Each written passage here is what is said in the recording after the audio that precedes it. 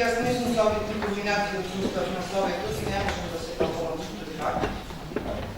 Инспирација за денешното моје говорење беа говорејќи од бившите советници од тогашната власт, а бога ми во некои од советниците или поточно кажемо безсрамен говор на денешни советници. Бидејќи темата ни е превозот на учениците, која е значајна и во замашна мисија во феноменот блокирани снимки во училиштата, на почетокот би ја цитирала поранешната председателка на Советот, како 2016 година на ден, кога точка на дневен ред на Совет беа завршните сметки на училиштата. Во изјавата почитуваната господја, значи морам да кажам дека ја почитувам како професор и како човек, вели: фактичката состојба во завршните сметки е речиси пресликана во минатата година. Значи, зборуваме за завршни сметки на 2016 година, кои се носат за 2015.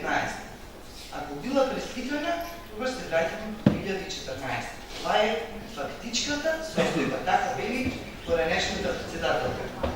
Таа понатаму вели: факт е дека одредени училишта се со блокирани сметки.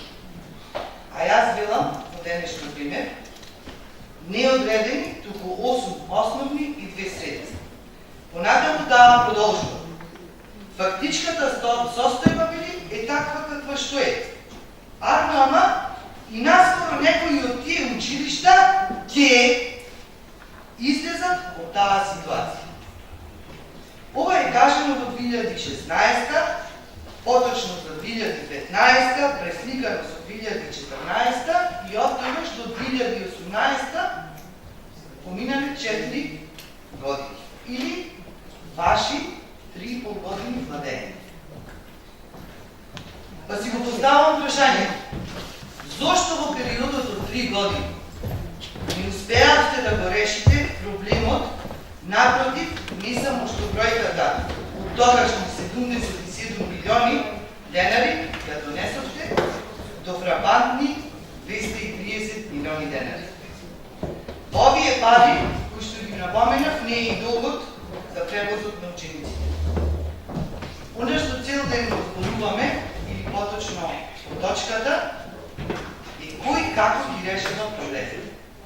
Значи, јас ќе го исклучам ке, велам, ова ние го решаваме. Имаше и уште еден така интересен, иронично симпатичен говор, исто во 2015 година, на средината за мислите од третиот мандат на Војче. И еден советник кој добро котираше тогаш во ВМРО-ДПМН, за мислите изјава: спомна татко, мајка, деца и вели: ние сме големо семејство, кој треба да ги троши парите. Бившите советници сигурно се сеќаваат много. И сега вели: таткото носел многу пари, мајката исто така носела пари, сигурно мисли на Војче и на општината. И вели: ама децата ги дели на тогашни конструктивни и тогашни деконструктивни. Јас барем така го сватам. Останите само. Едните вели бара, значи, едните бара средства за реални потреби, а другите вели чоколада. И на крајот вели: не е во ред да гледате црно-бело, кога оние што барале чоколада во тоа време и кои што биле деконструктивни деца, гледале розета. Она што сега е факт е булата, борчовите и безсрамност.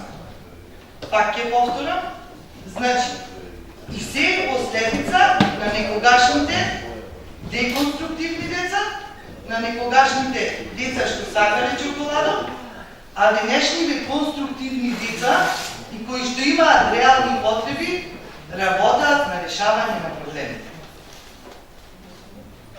Иако не сакате да ви се спомени во периодот од вашиот недомакинлук, битолчани мора да знаат и да се подсетуваат на вашето заступничко владење.